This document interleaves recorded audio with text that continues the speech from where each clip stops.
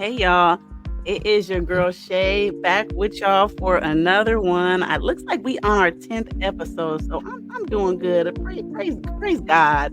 I'm super excited today. I got a very special guest with me. As some of y'all know, I have taken up doing voice acting as a new side hustle right now, and amazingly, as I put in some auditions, this gentleman, this author Earvin Ely. He did I'm so happy he graced me and allowed me to narrate his book. And so now, by the grace of God, he was able to be a guest on my show and tell his compelling story of his past and up into the amazing things that he's doing with his life now. And so I'm so grateful, Mr. Ely. How are you doing today? I'm doing great, and I want to first of all thank you, for having me on the show. Shout out and congratulations on your 10th episode, and again, just keep it coming, and we're all rooting for you. So I'm happy to be on the show, and thank you so much for having me.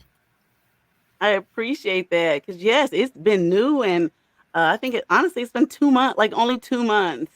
So yeah, I lost my job and hey, I said, you know what, I ain't gonna let that stop me. And so started my website, and it's been in 2 months. We 1,000 followers out in 10 days and 10 episodes later. So yeah, so I'm happy. I really am. I can't complain about nothing.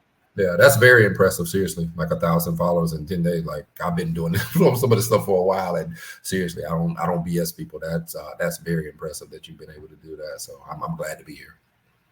Yeah, thank you. Well, that's what I told my daughter, because I never really was even a social media person at all. Actually, I had some. I feel like I got a little PTSD from. I had some bad experiences when I was in my 20s on social Mhm. media, so like I cut it off completely. Like I just wasn't for me. But nowadays, you kind of got to have it. And, if you have a business, Yeah. you got to have a Facebook, a LinkedIn, Yeah. a TikTok, a Snapchat. I could go on forever. You got to have Yep. all of it, and so Yep.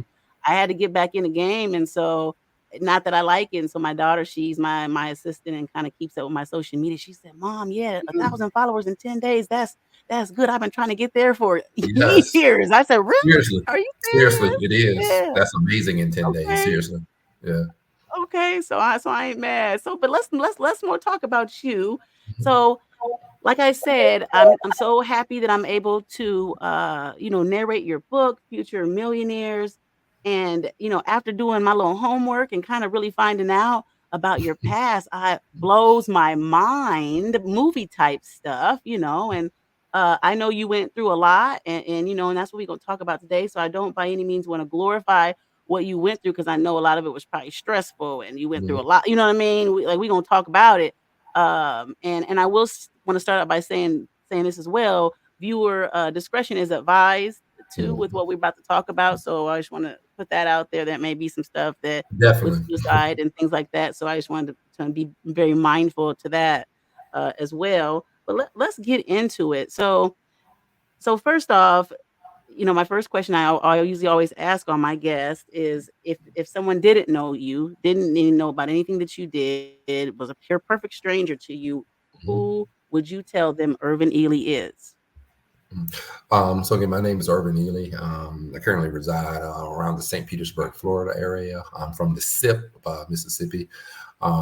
Key things to know about me, I think, and in this day and age, is important to me. I had some parents that really put some great foundation, though, and some taught me some morals. So I'm from the country, and I my parents taught me a lot of morals. So it's just certain things that I do in life. And as we get into it, some of the stuff you might say, okay, I thought they taught you morals, but if you go into detail and let me explain, definitely my parents did teach me morals. So that's a little about me. Like I said, I currently reside near the St. Petersburg, Florida area.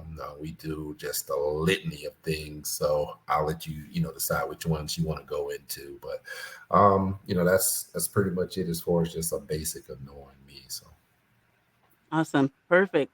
Okay, so let's get into it. So you're an author of Future Millionaires, and I know that derived from some of your past, and that's kind of what I really want to dig into because it's very extraordinary. It is very compelling. Um, I feel like it is something that needs to be told and needs to be heard. And I think that lessons can be learned from it. in so many different levels, in so many layers, Mhm. right? So you were, where I'm not, I'll let you tell where you was at in life, but you were convicted of robbing banks. I want you to take us back to Mhm. before you decided to do that. Where was your life? What were you doing? And then what kind of led up to the first decision of this is my only option left. So let's talk about right before you got to that Okay.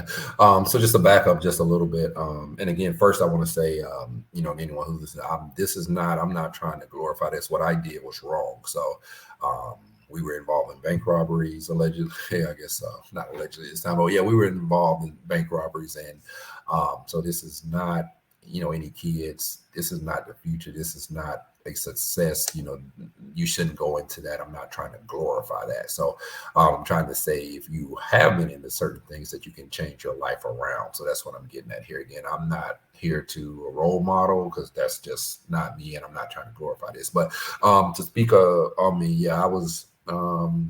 I came out of college. I had a degree, associate's degree in computer networking systems technology. I was working in the field, making pretty decent money at the time in the Tampa, Florida area. 9/11 came, and a lot of people got laid off. Again, this is not an excuse. I don't make excuses. I'm just telling you what happened. 9/11 came. I was laid off from my position. I think I was either working at IBM or Sykes. I worked as in the computer field, in the IT field, information technology. The people in the field know. So I worked in that. That came around the layoffs and this 9/11. So I was laid off. So instead of doing what I should have done, which was, look for another job, even if I had to take something that was not up to my degree from college and not making the money I should have. And I did apply for the computer jobs, but didn't get them. But I could have took, if I had to take a McDonald's job for a while until I could get back to that. That's what I should have done.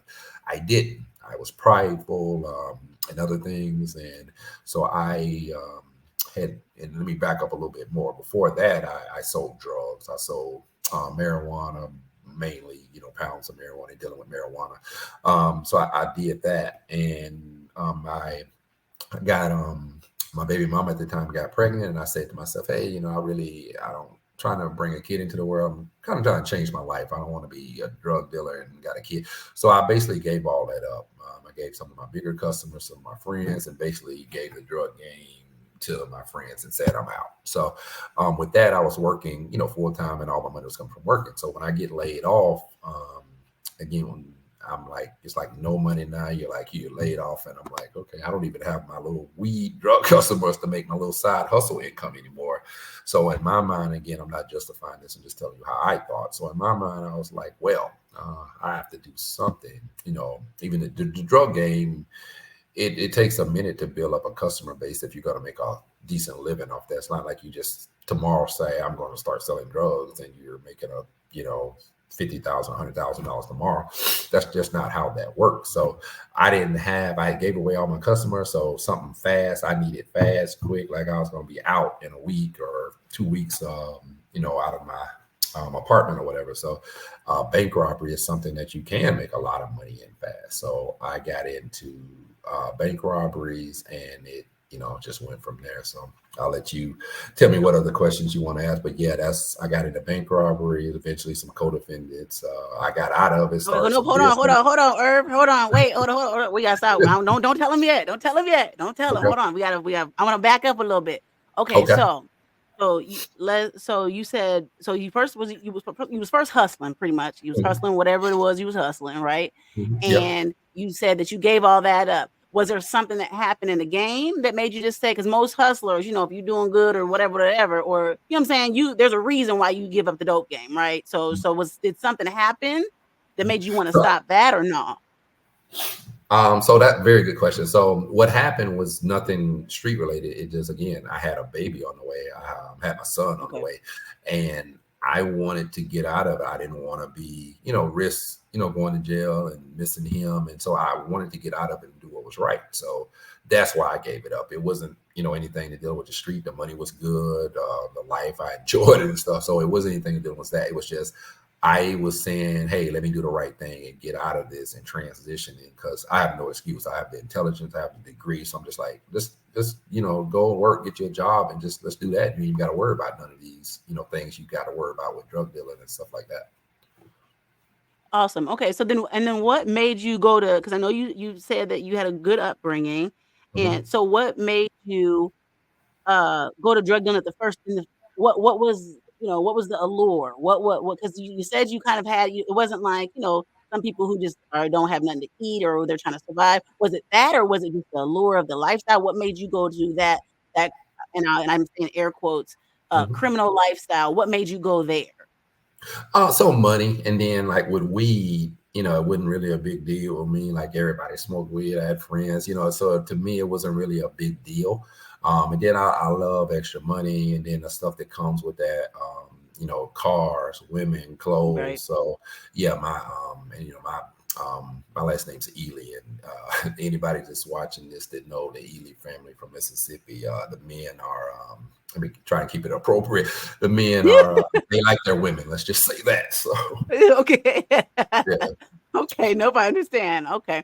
And so I'm just trying to these questions, I'm just trying to paint a picture and just so some people can understand. Some people be like, why? Why they do that? So that's all I'm So trying to do here. Okay. completely Okay, understandable. so then you get out the game, you get a Hmm. job, Hmm. and then 9/11 happens, they laying folks off. Hmm. And then so now you at a point in your life to where you said, I heard you say you had to get out of your apartment in a certain number of weeks, right? Hmm. And your baby is born, or baby mom's pregnant at this time.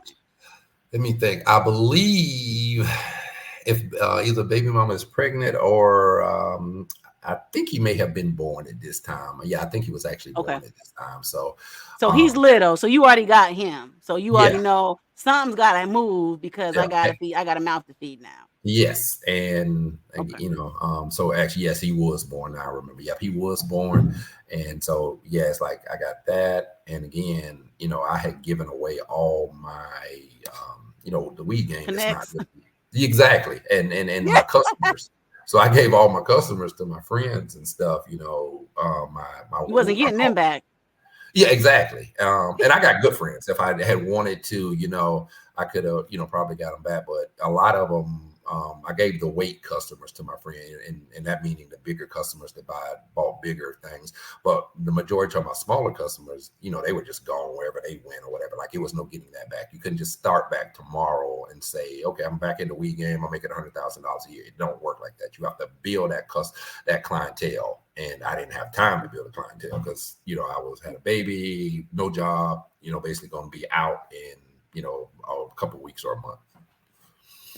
Okay.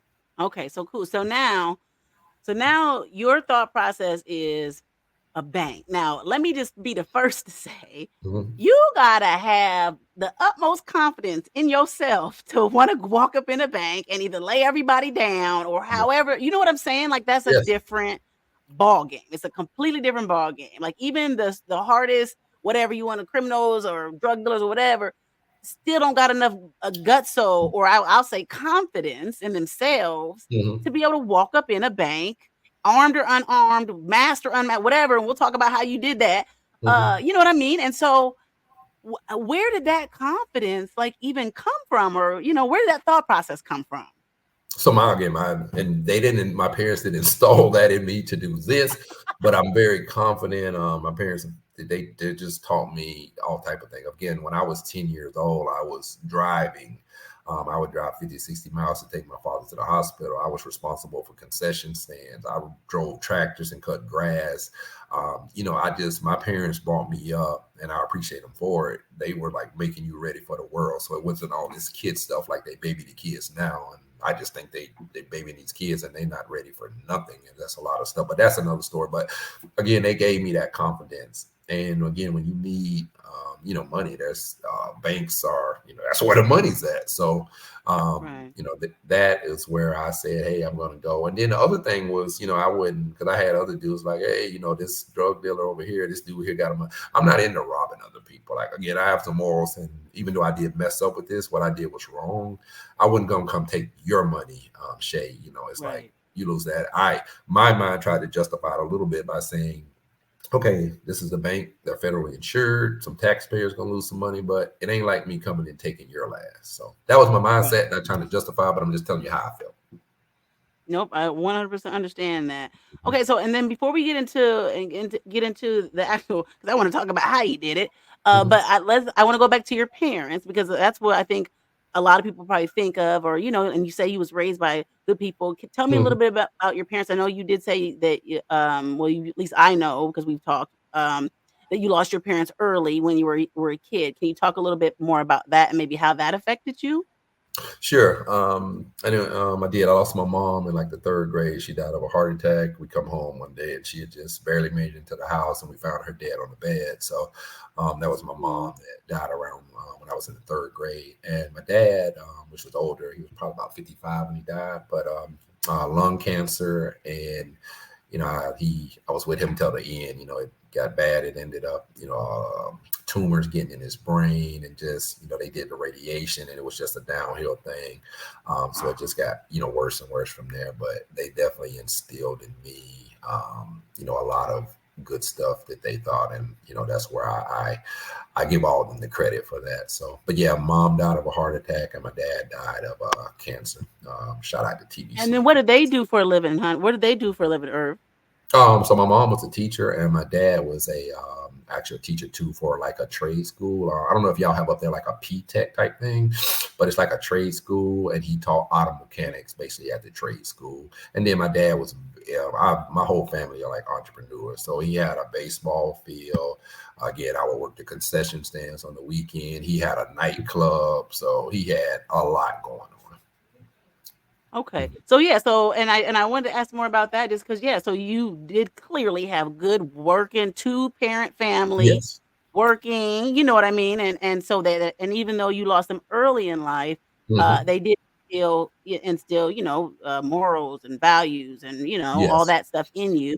But they also instilled that entrepreneurial mindset because I heard you say, you were selling candy, you were at the concession Mhm. stand early. I mean, like, you might think that that was normal, but that's not really normal for you to be driving at 10 and have a little business running candy. I mean, nowadays, I guess kids are getting younger and doing more stuff, but back then it was kind of unheard of. So you already had this mindset of like a little grown man really, really early in age. Yeah, and yes, you are exactly right. And actually, you mentioned a point that my wife tells me all the time, because my family, we came up with this entrepreneur type. It was like embedded in our life, and my wife has told me all the time. She like I knew when I was very young, interest rates, how to save money, how to 401ks, investments. You name it when it comes to money and business. I lived it. I was taught it. So my wife would tell me all the time, we go to my family who, does all that. They got real estate. And this is not, a pat on the back trying to impress me. I'm just saying I came up in that. So to me, it's normal. So when she was like, yeah, we wasn't taught all of that. We was what, Right. I just had my mom. We don't know. We was barely surviving. We don't know nothing about none of that. So I was like, oh, I thought that was normal. So you're absolutely right. It's not normal. And that's why I say I had every benefit. I have no excuse for what I did. So. Yeah, yeah. So, okay, all right. But I mean, I think that, not that I'm, a psychiatrist or by anything, I am a counselor, but a peer counselor, Mhm. but it is to me, I hear that's where the confidence came in to be able, like, you know what I mean? Like you were instilled in a very young age to be an entrepreneur, to know all of that stuff, to know how to make Mhm. money, to know how to, and you knew how to fix your problem, and you knew, yay, you weighed your options. I'm sure you weighed out, the consequences, and was like, at this point in time in my life, this might be the quickest, the most money, may not be the most safest, but this is what it's gonna be. You know what I mean? That's what I'm hearing anyway. Oh, you're exactly right. And again, I weighed it out, and if it wouldn't have been for some of my partners turning state on me, it probably would have worked all out. But no, you're exactly right. I laid out. I'm like, even if I do get another job, it's like, and again, this is not the mindset to have. So we need somebody's watching this. This is not the mindset to have. But at the time, I was like, okay, I could always lose my job. I get another job, I might just lose it. I can hit a couple of Yeah. banks. I can stack some money and start a real business, and I don't never have to worry about working for nobody or or somebody firing me because you can't fire me. So that was the mindset at the time. It's a good mindset. It's part of that, but it's not a good mindset when you're taking money or getting your capital from bank robbery to start businesses. That's not where it's at. At the end of the day, you are taking money from somewhere else, and I wouldn't want to do that today. From taking money, even if it is from taxpayers, no matter who it is, you're taking money from somebody. Right. Well said. Well said. Okay, so let's Mhm. get into the the real stuff. So, okay, Okay. so you've never done this before, right? Like, Mhm. do you have somebody that you ask that you know, and we ain't gonna say no names, right? We know this, and we just Yeah. the statute of limitations is out, so we know so we gonna put that out there right now. Yeah. But so you don't know how to do this. Do you ask somebody about it, or how do you figure out to do something like this? So I'll say a few things. So no, I didn't know anybody that like a mentor I could go to for it. I thought it was pretty simple. You basically run in there and ask for some money. But I will tell you, one of my favorite movies was Heat. I don't know if you're familiar with Heat, but it's a Okay. bank robbery movie Yep, with I've heard Al. about it. I don't think I've seen it. Okay, so yep, it's Al Pacino, Robert De Niro on it, and it was one of movies I used to play on my Cadillac in my car on the TV screen. So that was one of my. They were doing a little more than what we were, but it ain't hard. It ain't you don't take a genius to take down some banks. You do a little surveillance and blah blah blah. So it don't take a genius, but yeah, as long as you got some balls to do it, it can be done. So, and we've done several. And if it wouldn't have been for some co-defendants on me turning state, I probably would maybe never been having this interview with you. So, but I'm glad I am having it with you. So, Right. Me too. Me too. Okay, so you don't have nobody ask. You just figure, do you go in armed? Do you case the bank first? I want to know the details because I think it's so. I've never talked to anybody that's done this before. So Mhm. I mean, so if I'm asking too much, you can pump my brakes. But this is what I want to know. So no, you're not asking too much at all. So we started with just basic stuff, right? So you run in, get what you can, whatever from the tellers. As I grew and started learning more and the intellect kicked in, I started studying. So maybe most people don't know, but if you don't, the banks have to get their money from somewhere.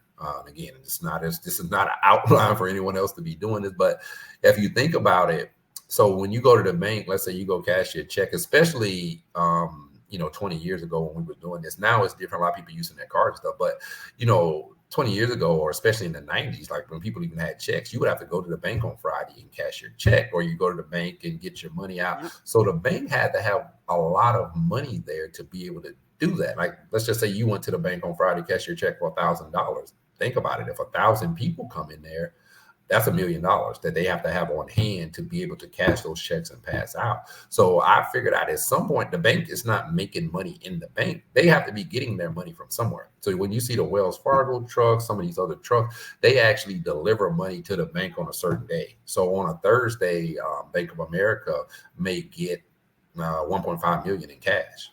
And if you can figure out when that's coming in and catch that, which is what we started trying to do. So I'll actually tell you real quick about how real story that. So we were actually at a bank. We were going in doing the normal thing, and this one here, I can't even say that I had did the surveillance to say when the truck was coming. But while we were there, truck comes, Brinks trucks pulls up. Wow. Like literally while we were there about to go in and just do the teller thing, Brinks truck pull up, and I'm like, well, damn. But if I was religious, I would say Jesus has smiled. But anyway, so pulls up, dude gets out carrying the bag. He goes in, he's got the bag, so I know it's money. He goes in with the bag. When he comes back out, he ain't got no bag. So I'm like, okay, we know there is money in there. And these drops are usually at least $200,000 or $300,000. Again, even a Right. small bank, this is the money they have to have for the next week until this truck comes back out again to cash all the checks and be able to supply their clients and customers with the cash money that they need. So, anyways, we see the bag go in and don't come back out. So we end up hitting that, right then, and we go in and do all that. And got a actually the idiot I was with left the bag, but we still ended up with 50 or $60,000 without even he left the bag. So, true story there. But that I think answers some of your questions, But it's Yes, yes. they get their whatever they're going to get from some big branch or whatever that's bringing it out. So Okay, okay. So wow, that's a yeah, that's a lot. Okay, so let me figure out my question. Oh, take your So, time. when you okay, and I know you said we do I heard you say a couple of times we do the teller thing. So you obviously probably more than likely going armed, correct? Yeah, I yeah, want we were to okay, armed, right, mask and armed. Yeah. okay, and then I think I even read because the papers in this, I read pull the paper or the story up on the internet. I Mhm. think one time it said you had a motorcycle helmet on. Is that what? Have you did that before? I think that's what I Yes, that read. was that. Yeah, it was a motorcycle accident. Actually, yeah, that I don't know that exact story, but it's funny you mentioned that because I was involved. I have a broken leg now that's got a rod in it. I'm looking at now. From Really? yeah, yeah, Look at all this I'm learning about you. yeah, I could actually show you the scar that's still there. But so yeah, Oh, that okay. seems We're gonna talk about that one in a minute. Then you like that? I don't remember, but that seems about right. yeah, yeah. It's honestly, it's been so many of them. I would have to think. Like somebody actually asked me the day how many was it, and it was 5 to 10 somewhere in that range. So total. So Shut up. So yeah, you was for real? I can't believe that. I mean yeah. it just and I'm not and don't get me wrong, folks Mhm. watching, and I'm because of my laughter or acting, I'm not impressed, but I am a little bit because Mhm. it's really it's that's not a normal lifestyle, right? Obviously. And I've never met anybody that's done it and lived to tell about. And even some of the other stuff we'll talk about later, and we'll talk about religious because my show is a little bit derived from religion because I'm a religious person, but Yeah. it's just not for you to have survived and for you to have done all the things that you've done and to Mhm. survive and to just to be able to sit here and talk to me. And I'll Mhm. just say this with my belief, you are chosen, brother. I mean, because there's no other way to say how you could have do all this and be living to tell about Oh it. well, You know what I mean? so I agree with you. And when I say I agree with you, I hear that from so many people. It's like I have to pay attention to it. I'm sure you'll mention, some of the stuff that really will make you like he's still alive after doing that. So yeah, I hear that a lot from. I have a few pastor friends, that I got actually a really good friend over in Tampa that owns a church. Actually, shout out to Pastor Neil and his church over in Tampa, Florida. So a really good friend that's deep into that as a pastor. So, but yeah, I completely understand what you mean. So, yeah, that I'm here today is after you mentioned some of this other stuff. The people will see, but yeah, that I'm here today is actually very lucky that I'm actually even here to be able to speak to you today.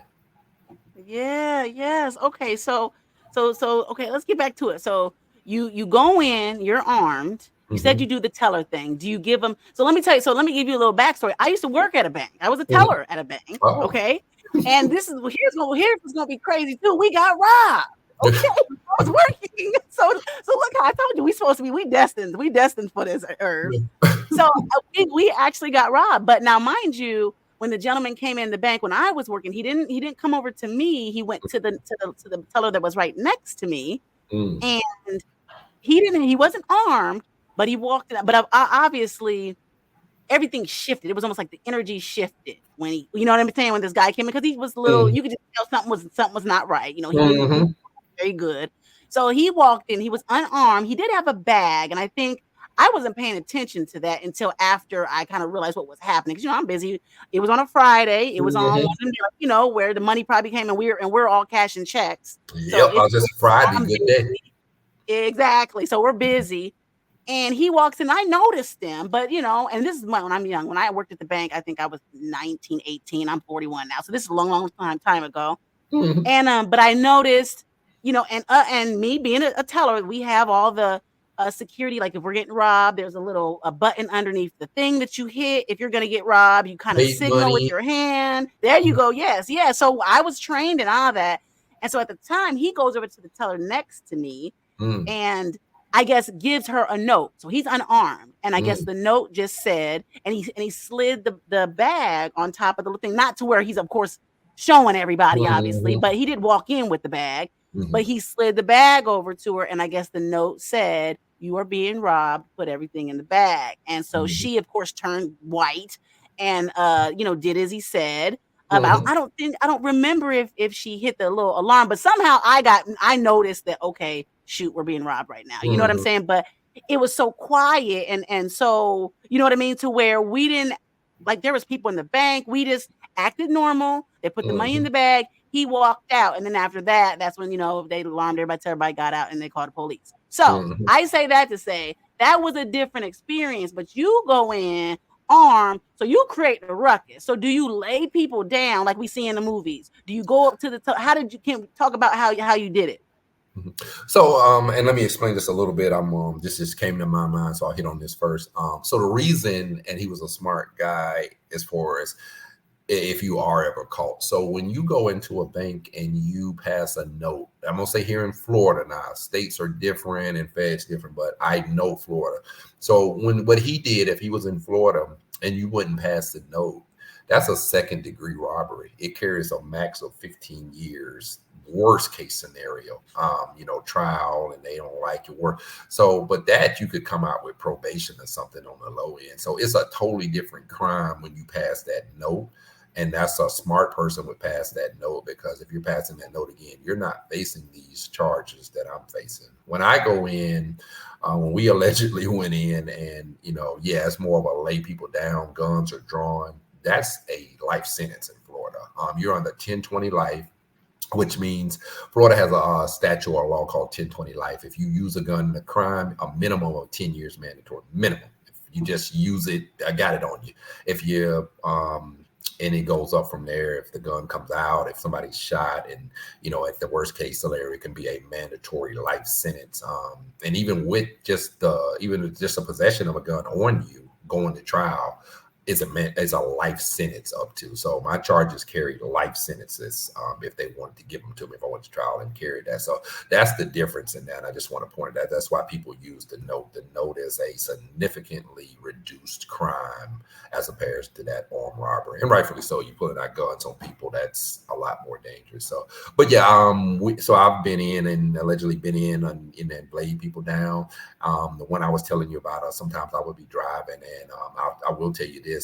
I actually had a friend. You probably will not believe this, but I've talked to you a little offline, and I think at this time I don't do much lying. You can research me, and you can research anything I'm telling you, and basically look it up yourself. But yeah, I was driving one time. It's actually the same time that I was telling you about the bag went in and didn't come back out. So I'm driving, and I send this idiot in because he can't drive. So we've already been in another one where he can't drive. So I'm actually a very good driver. That's probably one of my most talented skills. I love cars. I love racing. I'm a very good driver.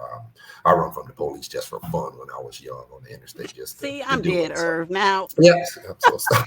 But so I see him again. He goes in.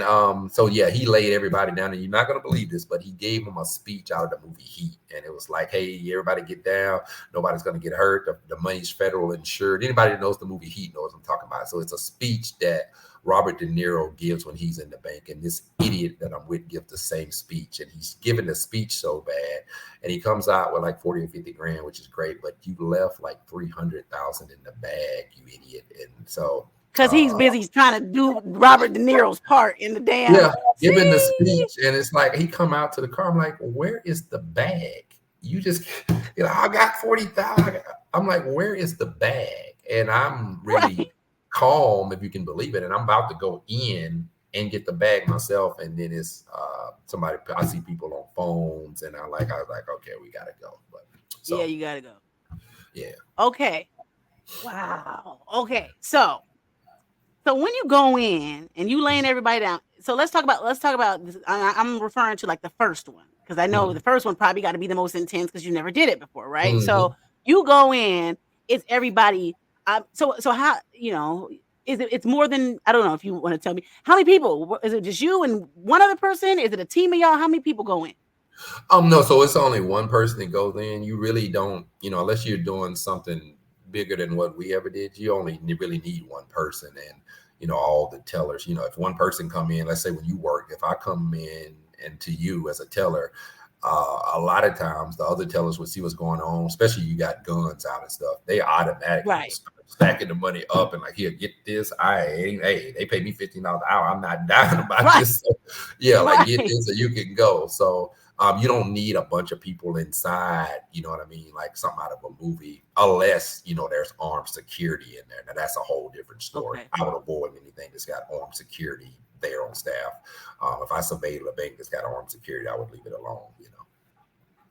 And you know me, I'm so small minded because like I said, I never talked to nobody that done this. And my only reference is Set It Off. That one of my favorite movies. Shout out to Queen Latifah and Yeah. Jada Pinkett. Woo, Jada Pinkett So with her I'm bag. thinking, Yeah. right, okay. So I'm thinking about when they go, all four of them going to the bank. So that's my only reference that I have. So you're saying y'all probably were doing smaller bank, and so it was only one person. But I mean, as far as the group of you, was it you and a two or three friends, or was it just you and one other person?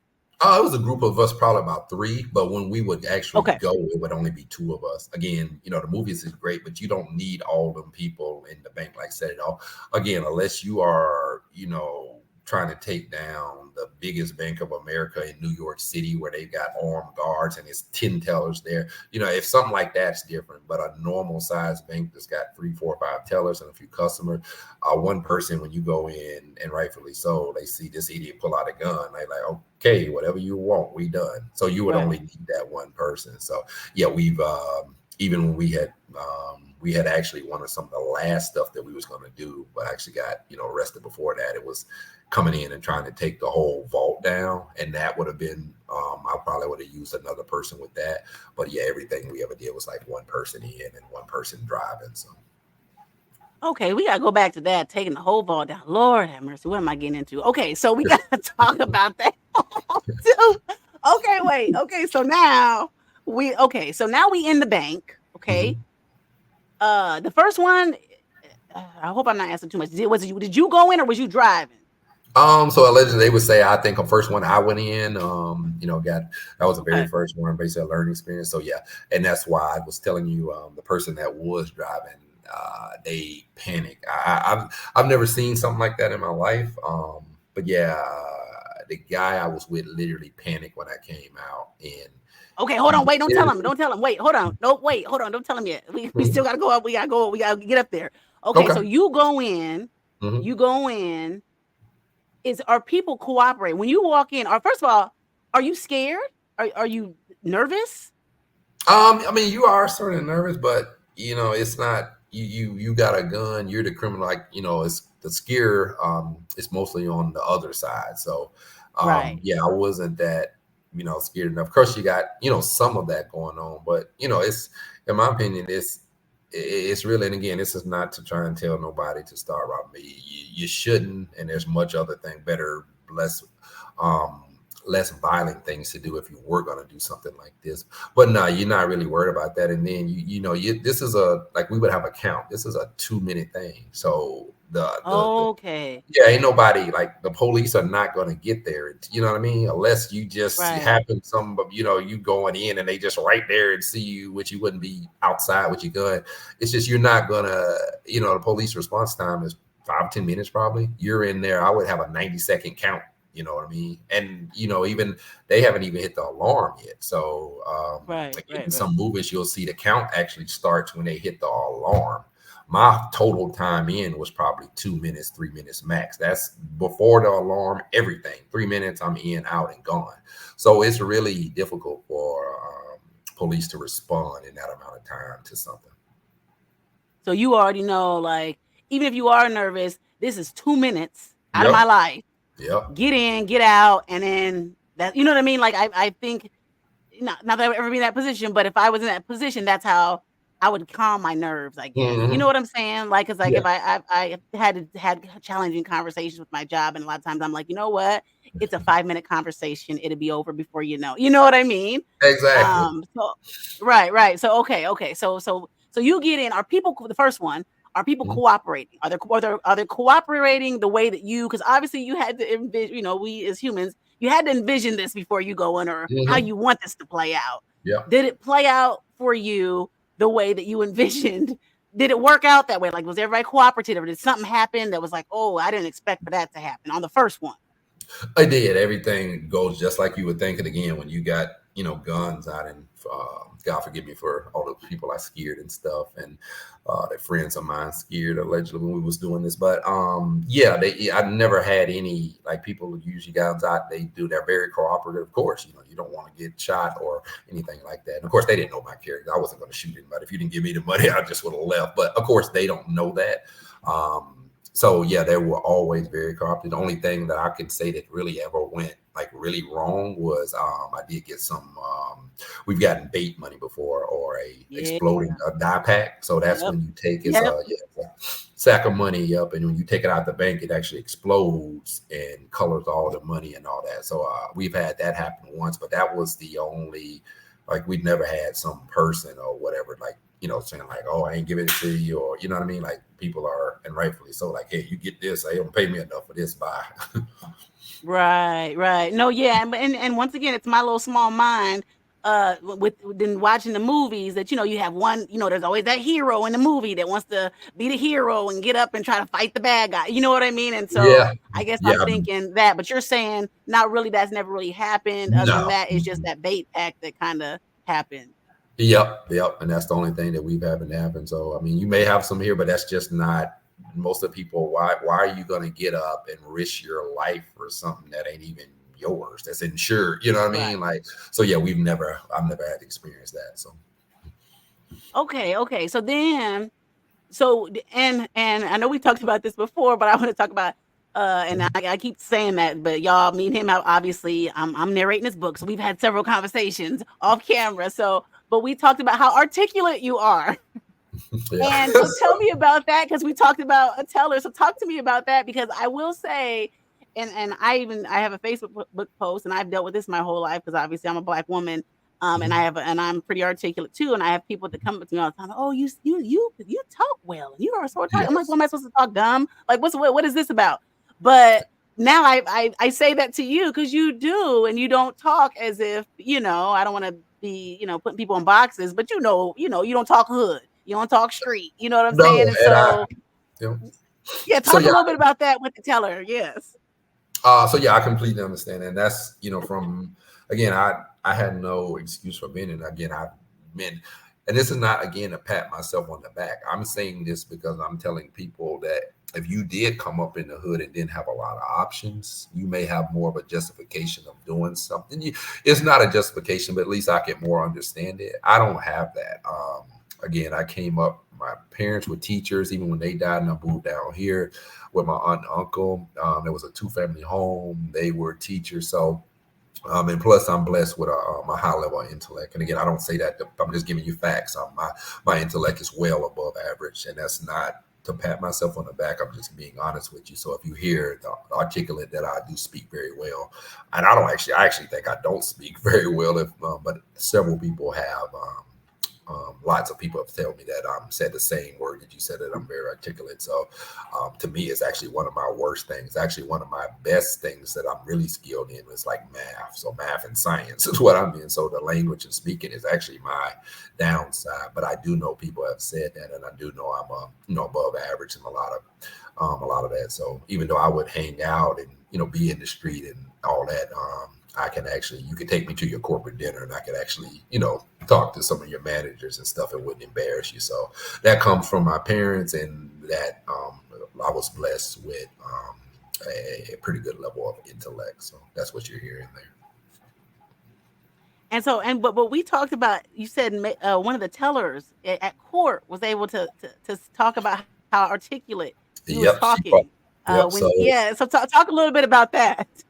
Yeah, so that was one of the things. Of course, the person was masked up when they came in, and one of the thing that one of the witnesses from the bank, she was like, I can't, I don't see him. But one of the things I do remember was that he spoke very well and he was articulate. So apparently that comes across. I guess I should have, did some more slang and been like, don't Right, forget that. And so apparently I was too nice. So but that right. is actually true. You have the like that is literally, I could send you court documents from depositions where the lady said that. So you're right.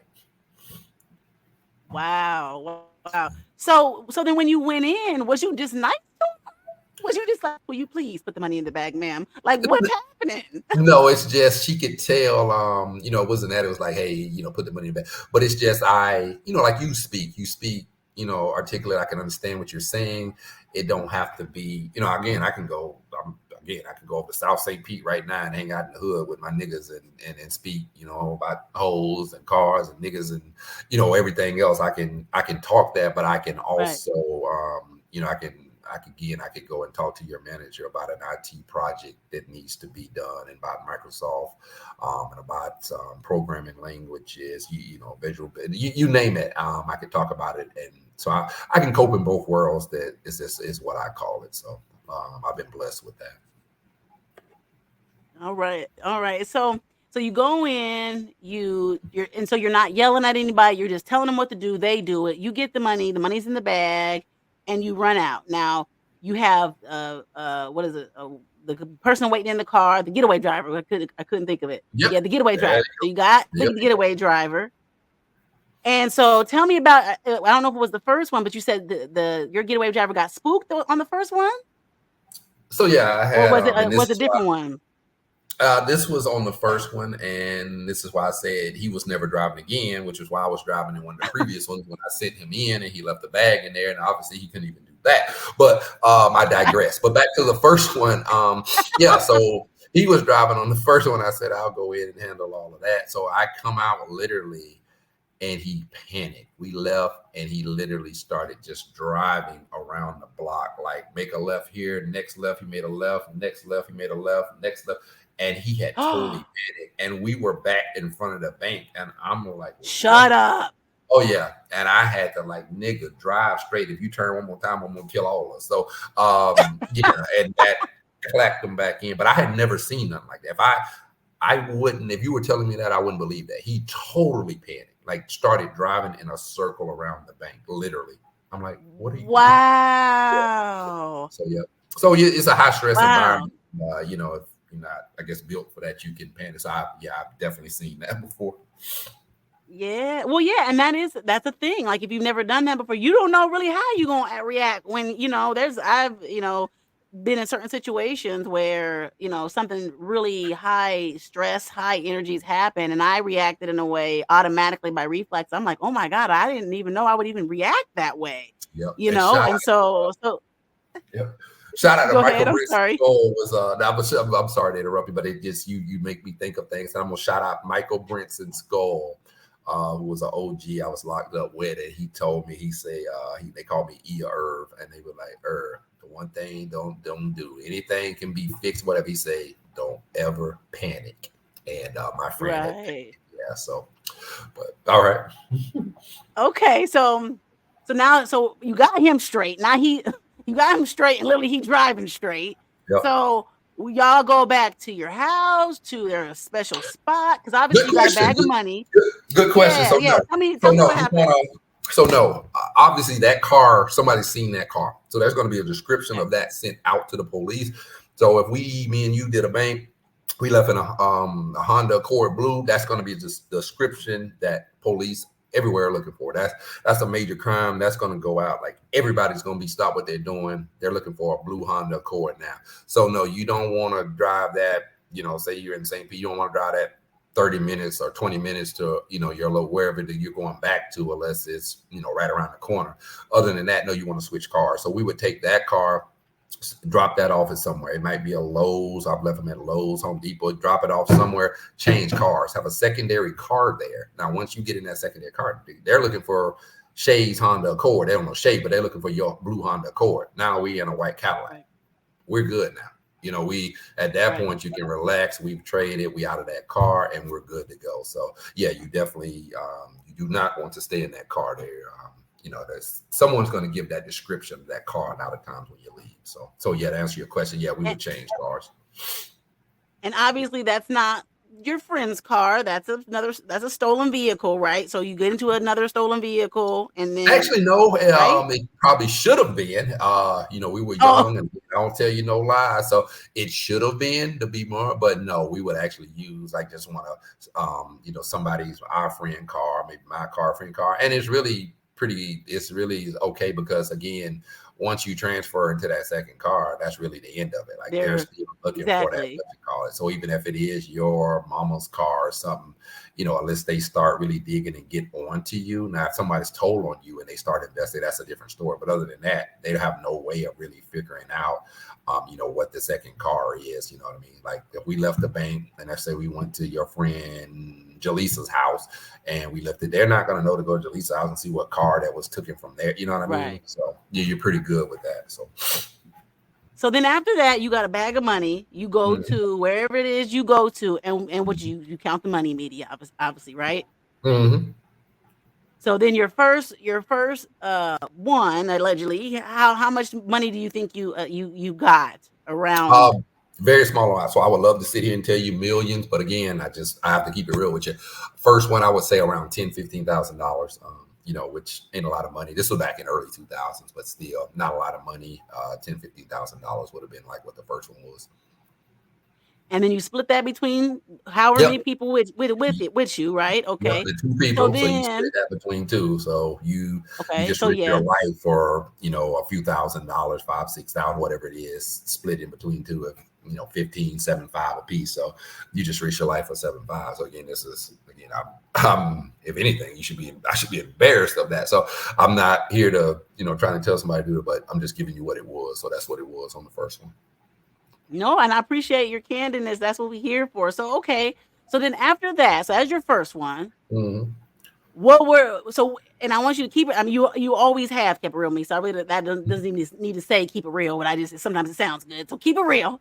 Uh, Mm-hmm. how did you feel after that? Did you feel like, oh, I feel bad, or did you feel like, yeah, like this is like let's do another, or what? You know what I mean? Like, what was your thought process after it was all said and done? You got the money, and back in the day, might not have been a lot, but it was way more than you had. What, an hour before, right? You got bands now.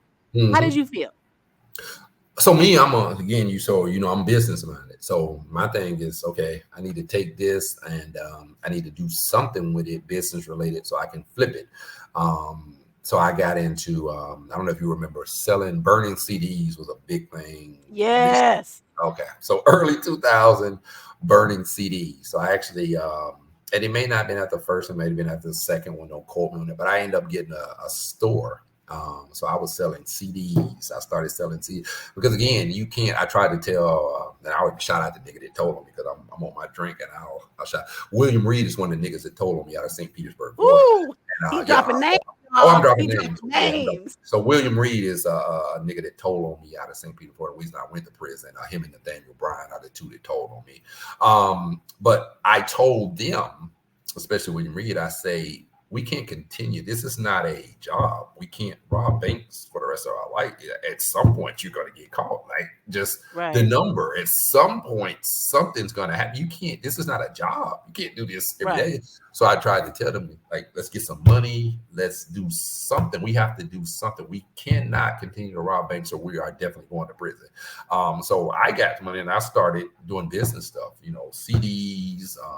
I was selling shoes. I had a connect out of Miami from a Foot Locker that would give me the shoes at wholesale. I bring them to St. Pete. I had a music store, and I was telling them, hey, y'all get in with me. But they would be blowing their money. At the time, you wouldn't believe this. At the time, it was a mall around here. They wanted $40,000. This is 20 years ago now. You can't do this today. But they wanted $40,000 basically to let us start a Foot Locker in the mall. So I had half of it. wow, And my friends are like, hey, man, come on. I got 20K. You bring 20K, man. Let's get this Foot Locker. We know all the chicks around here. They going to come by their kids' shoe. We going to ball off this. So they have been blowing their money. Like they would go to the club. And when I say blow money, like when we would hit, one of my friends, he was at the mall buying gold chains. I had a North Star Cadillac at the time, which was a very popular Cadillac at the time. He was like, I'm getting a new North Star. I'm like, dude, we are not P. Diddy. This 40, right, 50, 100,000, that's not rich, man. I'm trying to tell you, like, this right, is not going to, we're not P. Diddy. We cannot go to the club in New York with Shay and spend $20,000 every night and it ain't harming them. We don't have it like that, but they didn't understand that. So they wanted to do that. So literally they would be broken 30 days later and they would be calling me like, I need some money. I'm like, you just got the same amount of money I had. You don't even have any bills. right. William Reed didn't even have any bills. You staying with your mama. All you got is car payment. I got a kid. I got an apartment. I got Cadillac. and you don't have any money. You talking about you asking me to give you money? Like now you're taking advantage of me. And I'm like, I'm gonna do this one time and then we're done.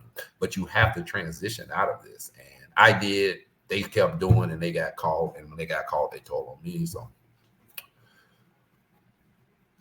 Okay. Okay, so after that first time, y'all they go splurging. You trying to make a business.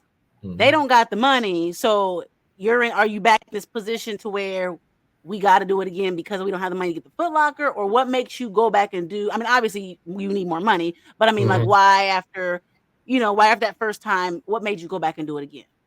So you get I think greedy when you see that you can go Mm, in literally 3 minutes and make even with this little thing $15,000, which my cut was probably 7 grand. When you can make 7 grand in an hour, I mean less than an hour, literally 3 minutes. Where else can you do that? yeah, Maybe Bill Gates might make 10 grand a minute or something like that or a second, but most people you can't do that in many different, especially us as black people. Where are you going to go and make 7 grand in 2 minutes? If you know it, please tell me right, because I don't. So, right. so yeah, that was you get greedy, and I was like, man, I'll hit a couple more, and I can really, especially when I seen my partners didn't even have half. So I'm like, let me hit a couple more, and I can get out. And that's exactly what it is. We hit a couple more, and at the end of the day, numbers wise, we were in the low six figures, 100, 200 grand, total. And I was like, we can do something else with it. At least that was me, and I did. I had a business, two businesses. I was done with the bank robbery. I hadn't touched a bank in 6 months. I was literally done.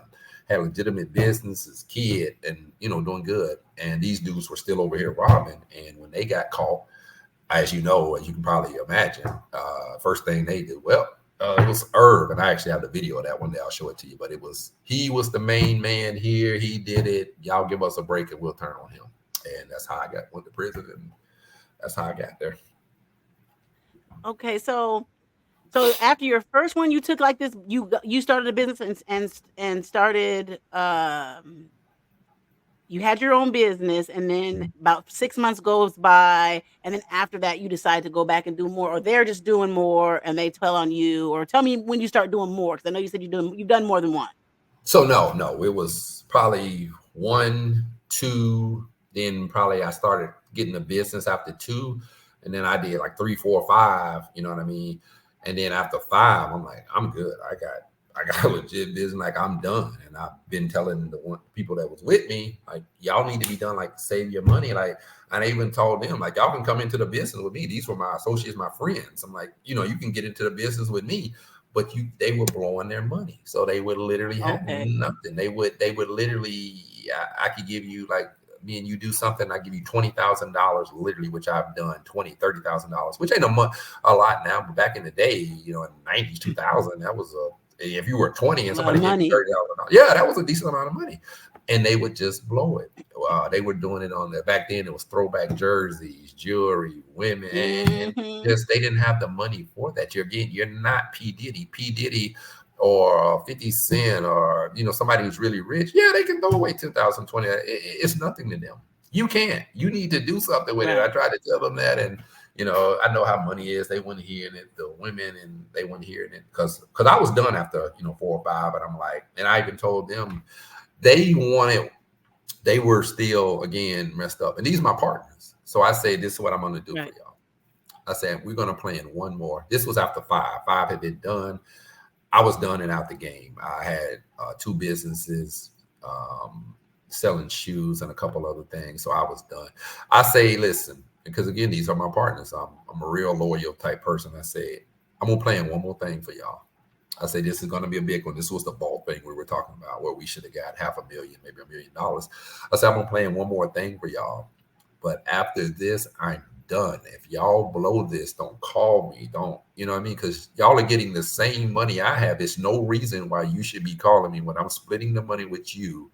And I got more bills than you. I got baby mamas. I got car notes. I got apartment, because we were young. They were still living with their mama most of them. Right. So yeah. So Right. they continued on. I got out. They continued on. When they got caught, of course, first thing they say is, well, Herb was the one that was running everything. That's the one you want, and that's what it was. So Okay. Okay, so what we gonna do, y'all? We gonna take a quick break here. We getting real deep into this. We gonna come back with y'all. Give us a 2 minutes. We here with Mr. Earvin Ealy, author, and we gonna get back into the rest of the story. Give me 1 second, y'all. I'll be right back. This is Shay. All right. And we on. Okay. Yeah, you can keep it So, real. all right, then niggas like to talk and like to boast about what they doing. So niggas is talking. I didn't hit this and I got this and flashing their little money and stuff.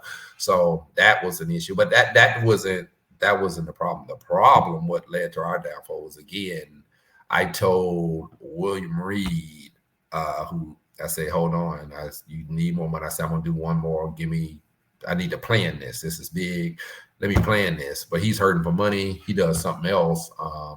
He is actually that was in St. Pete. He does something else and knows they're probably looking for him. He runs to California. They catch him out there, and again he points the finger at me and tells on me, and that led to my downfall and some other people's downfall. But so it wasn't just the spending of money. It was just when they the reason was when they caught up with him again. He just told everything, and that was the bottom line of what it was. Other than that, we was again. You have to realize I hadn't done anything for 6 months. I have a shoe store and a CD store. I'm done. I hadn't done anything for 6 months. And this guy, supposed to be, I told him to give me some time to plan something, and he probably couldn't wait because he was broke, because he was spending all his money on throwback jerseys and throwing it in the club. He literally spent, and this is literal numbers, and it may not be this big now because of where we at and inflation and all that, but in Right, right. 2001, 02, he spent $1,000 to get us in the club. And that may not seem like Oh a huge, wow. but yeah, just $1,000 to get somebody in the group, with this Inside guy. the club, in the Yeah, door of the club. just to get in. Yeah, It was like 10 of yeah. us, That's nuts. VIP wristband. So he was like, oh, niggas, how niggas like the ball. Hey, everybody, I got everybody, just everybody in the club, Right, $1,000. And then this ain't even the bottles once we get in and stuff. He made $1,000 just to get us in the club. And again, I say it for the eighth time. You're not P. Diddy. You're not 50 Cent. You're not. right. You Yeah, don't have with Oprah Winfrey. You can do that and not blink an eye. You can't. right. Okay, okay. So without getting into too much detail about his stuff, he Mhm. does something, goes off, gets caught, and more than likely, and correct me if I'm wrong, probably to reduce his time or whatever, Mhm. because he had to do it for something. He pretty much tells on you and the rest of the team or whatever. So we're at that point. So do these people? Is it federal? Do the boys come to your house? What happened? What happens when you first find out that it's over with? Like, you know what I'm saying? That they know and it's a wrap. Like, tell me about that. Good question. And it's really weird because the feds actually ended up talking to me, and they're like, "We had no idea what y'all was doing. If it wouldn't have been for this guy here, like the feds literally told me that." So, and they usually Wow. pick up bank robbery cases. That's usually federal, but they went to the state detectives because our robbery detectives here in St. Pete, actually they work that too. So, he happened to go to the state level detectives here and told them. Um, but yeah, the feds was like, we had no idea what was going on. Like I was done. They had no idea. Of course they were investigating, but they had no leads, no nothing. And this guy shows up telling them, and they were all on it. So he was so silly though. Tell if you do want to tell on somebody, and I'm so against that. So any of my niggas is listening to you, they know I ain't on that. But if you were going to tell on somebody, you have to make a deal with the prosecutor, with the state. You can't make a deal with the police officer. The police officer, the detective cannot do anything for you. So he tried to make a deal with the detective, thinking the detective just playing him. And I actually have the video out in California because he ran out to California. He gets called out there. So they're like, tell me whatever. He like, man, make a deal. Like, I will literally show you this video one day. But he's like, I need to make a deal. These dudes here, it was Irv and it was another dude named P that was with him that was, really big. And those are the main dudes y'all want. Y'all cut me a deal and I will tell on them. And that's what he tried to do. But again, you cannot make a deal with a police officer or a detective cannot make a deal with you. If you do want to tell on somebody and get a reduced sentence or Rule 35 or 4K1 under the Fed for reducing it, that has to be done through the prosecutor, the state. The state can make a deal with you. They can say, hey, if you tell on, hey, Irv, if you tell on uh, Michael, then we will reduce your sentence. The state can do that, and they will do that. But he was so silly. He gave all the information to the police officer, and the police took all the information. Like, okay, yeah, we ain't making no deal with you. You going to prison, and we're going to get Irv and all these other dudes. So that's exactly what happened. So he ends up doing 10 years mandatory. The same that Wow. like I had, yeah, like similar to what I got, and was trying to tell him he could deal. And again, you can't. Now I did have another one, so I'll tell you about another one because you can make a deal. Nathaniel Bryant, shout out to Nathaniel Bryant, Big Nate. So he did. He was a little more smarter. He actually did get. He got a lawyer, and basically said his lawyer, "Hey, I'm involved in this. I want a deal. I want a whatever." His lawyer contacts the proper people, the state, as a state attorney or whatever, and they did. And when I tell you, I had never heard nothing like this. Like I thought this was from the mob. They gave him full immunity. He never did a day. Really? Full. That's I a had that's a real thing. the real thing. Like you hear this in mob stories. They gave him full immunity. He never did a day. All they wanted was his information because again, they had no knowledge of what was going on. They needed knowledge so bad that they gave him full immunity to tell on us. So Wow. yeah, he got full immunity. Never did a day. So Wow, wow, wow. yeah, Okay, so what happens when do they come to your door? Do they bust down your door? What good happened? Like, question. how did Yep. you Yes. Gotcha. So I have another case. Me and baby mama had been fighting. I had something with her, some type of domestic stuff, whatever. Nothing serious. I'm not no woman beater, but I was young. We might get in something. So sometimes I had some domestic case with against my girlfriend at the time. And again, I would bring her on the show and she would tell you it was nothing like I'm not a woman beater, but hey, we were young. We might get in something. The police might get called. So bottom line, I had a case, a domestic case. She's good with it. She's trying to dismiss it. I still have the court date, right? So I have to go out to the court date.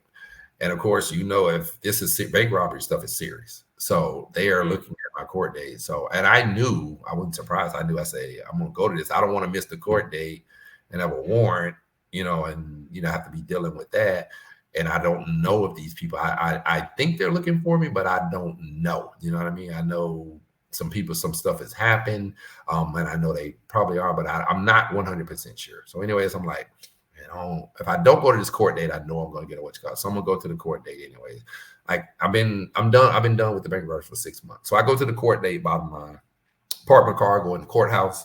When you get in the courthouse, metal detector. So I'm at the metal detector. I don't know, maybe a person back, two people back in the trying to get through the metal detector so I can get to my, I think it was a misdemeanor court date at the time for some domestic stuff or whatever. So while I'm there, I start hearing motion or whatever. So I'm already, I know if they want me, they're going to get me here. So this was not a surprise. Right, right. But I look back, what was a surprise. So I look back. So this is like going through here is the metal detector. So I look back, right?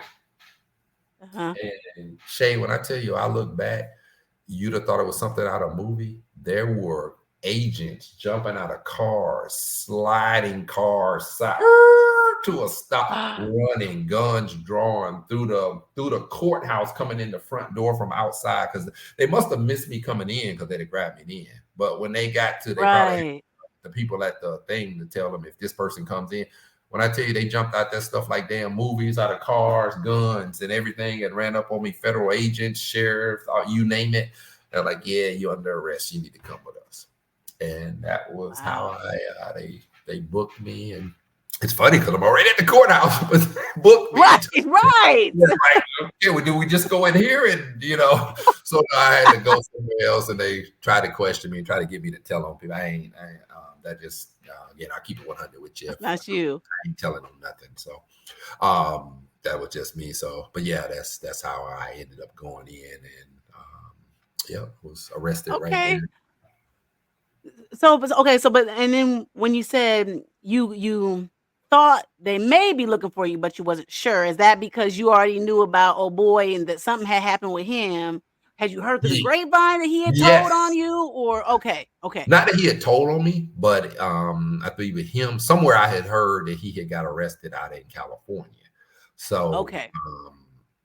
so I didn't, I wasn't thinking he was going to tell him because you see, when you come to a That's mindset, like my mindset is if me and you do something and we good, and again, this is not right.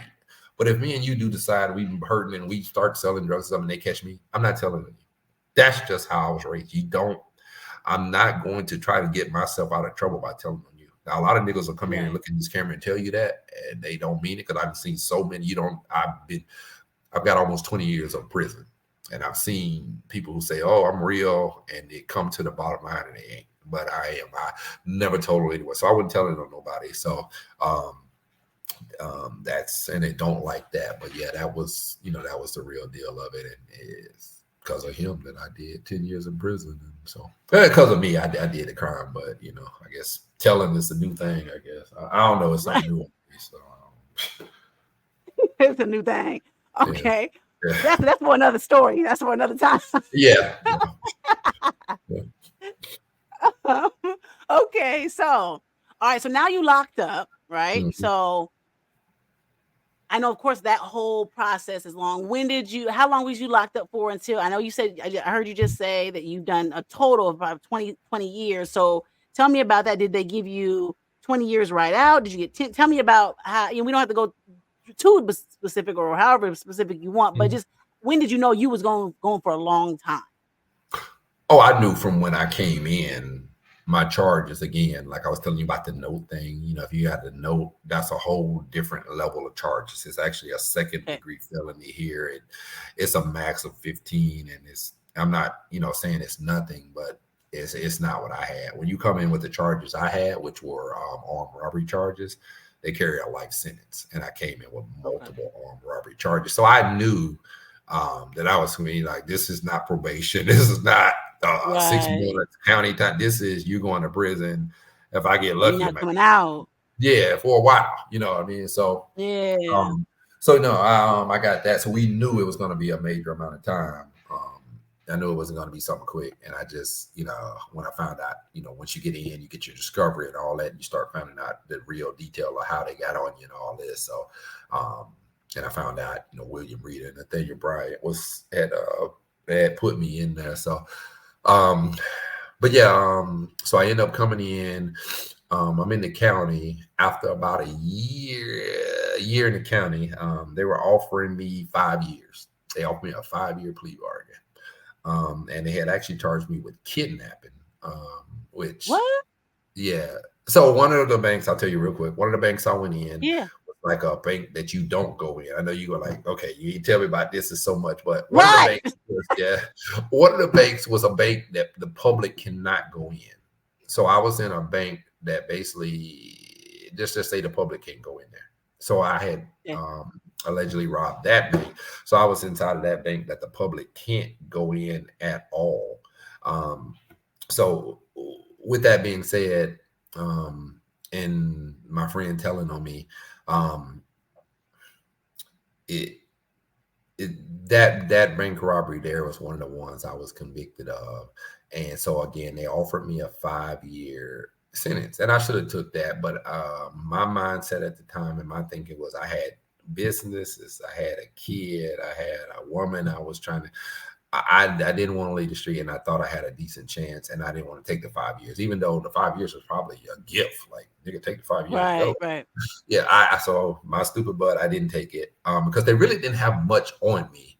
At the end of the day, the dude canceled his statement. Bottom line, and he said he was lying. So it was charges, like I had multiple charges. Some was dropped. At the end of the day, I was left with one charge. And long story short, I thought I could beat it. So instead of taking the 5 years, I ended up going to trial. And you probably know, you go to Okay. Hold trial. on. Mhm. Okay. Hold on. Wait, because I got to go back over something you kind of glazed over, and you Mhm. did for a reason. We ain't got to talk about it. But Go ahead. how we get the kid how we get the kidnapping charge? Irv, come on, let's talk about it. Oh no, What was let's that talk about for? it. So no, let's do. So again, I'm with that one. I'm in a bank that the public does not go into, and so they're trying to. So think of this on the prosecutor's end, or think of this on the government's end. With this, I never show a gun allegedly. So they can't really charge me under 1020 life, some of these bigger charges, because I never show a gun. I was just like, do this. And they felt I was armed, but they didn't have the gun. Nobody seen it, so they couldn't prove. So without that, it's like it reduced almost to that. Remember, I was telling you about that second degree note thing. The reason the dude did that with you. Yeah. So without the gun, it reduces to that. And if it reduces to that, I'm like 12 months, 18 months, because I don't have a big criminal record. The minimum bottom of the guidelines we call in Florida would be 12, 18 months. And they not trying to do that with me because they know, again, when these people know what you're doing, they, even though they can't convict you of it, they ain't trying to let me go on a second degree robbery when they Right. felt a gun, and they know I got other cases that they just can't prove. So they throw a kidnapping in there. So you might be saying, okay, well, damn, did you put somebody in the trunk and kidnap? Like, that ain't cool. So no, I told her my kidnapping charge stems from, I told a bank teller in the private bank to basically, I made her move and go to the vault and take something out of a little vault in this thing and bring me the money back. And that, because I made her move, was kidnapping. And they reduced it to Okay, I see. imprisonment, I think. But yeah, so not like you thinking, because I ain't putting nobody in no trunk and can't. I just, you know what I mean? I ain't doing that. Yeah, I need them to think that, but I ain't doing that in reality. If you don't give me the money, we don't get it. I ain't killing nobody. I ain't putting nobody in no trunks and stuff like that. I ain't doing that or whatever. Unless you cross me. Now you cross me, all bets off. But other than that, I ain't putting bank tellers and so. But that's the charge they gave me to try and enhance it so I could get more time, if that makes sense to you. Yeah, so was it like you told her to go in the vault and get whatever, and you left her in there? Because No, I get, like, if no. you move somebody. Oh no, that wasn't it. Okay, okay, No, I moved her. Again, you're right. I did make her, told her to move, but it wasn't locked in no vault. It was literally, I'm in this room and she just went to the other side of the room, got money out of vault and brought it back.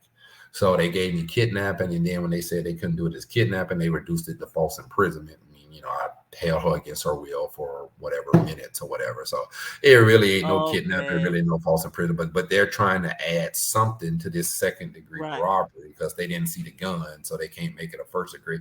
So they're trying to make something about this second degree robbery that would be equivalent to like a note they showed you. They want to enhance that because again, they don't want me to get away with county time. You didn't get all this shit. Right. You And like you said, they allegedly know that you are involved in these other, because at the end of the day is they got to be able to prove whether they know 100% or they think they know 100% what you did. If they can't prove it, it didn't happen, right? So they're trying to exactly. stick to it And anything because they know. Yeah, okay, I feel you. Okay. so you get it. So because my list comes, Yep. when my list comes in from just what they think, it's 5 bank robberies on there. Like they call my baby mama and say Okay. he ain't never get now. He getting 90 years or something. He ain't never get. So she's hysterical, crying, and and it again, really, they couldn't prove they'd proven one of those. So Okay. Okay. So you're in there, and so you going through the whole process. mhm, Do they eventually give you? Okay, you said that they offered you the 5 years. You didn't take it. What mhm. happened after that? What happened? You get convicted for 10, or what happened after that? So I don't take the 5. I go to trial, and anybody who knows been in criminal system, if you go to trial, they do not like that. They do not. It's supposed to be, and we won't get off in this. This is a whole nother story, but you're supposed to be able to be convicted, by a jury, and if the jury finds you guilty, you get sentenced. You're supposed to have that right. But we all know that if you take some shit to trial, they do not like that. You're going to get a massive sentence for taking it to trial, in their opinion. So they offer me 5. I don't take it. I go to trial. They give me 30, 15 in, 15 out, 15 in, 15 probation suspended. So that's what I end with. I was convicted at trial in 02 or 03, sentenced to 30 years with 15 suspended. And which, if you don't know, that means you're going to do 15 years in prison. And after that, you get on probation or whatever, whatever. So that's what they sentenced to me because I would not take the 5 years, what they Okay. offered me. After you went to Mm. trial, so ultimately Mm. you should have took the damn 5 years. Ultimately. Should have took the damn 5. Listen, I'm gonna tell you how stupid I was.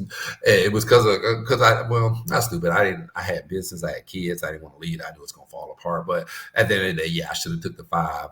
And not, let me tell you how stupid it. You can look at it as me. Not only could I took the 5, I already got 1 year in the county at the time, so that leaves 4.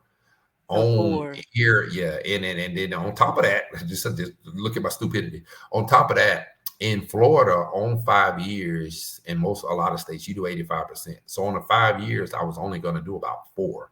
And again, after the year I had in, we're down to 3. And then you can come out your last year and do like, the group home or something like that. So I'd have had to do like 2, 3 years Right, in work. prison. But I wouldn't hear that. I had these Wow. businesses and I had to connect out of. I was like, nah, because I knew if I went in for 3, I was going to lose all that. So I rolled the dice and I didn't win. Right.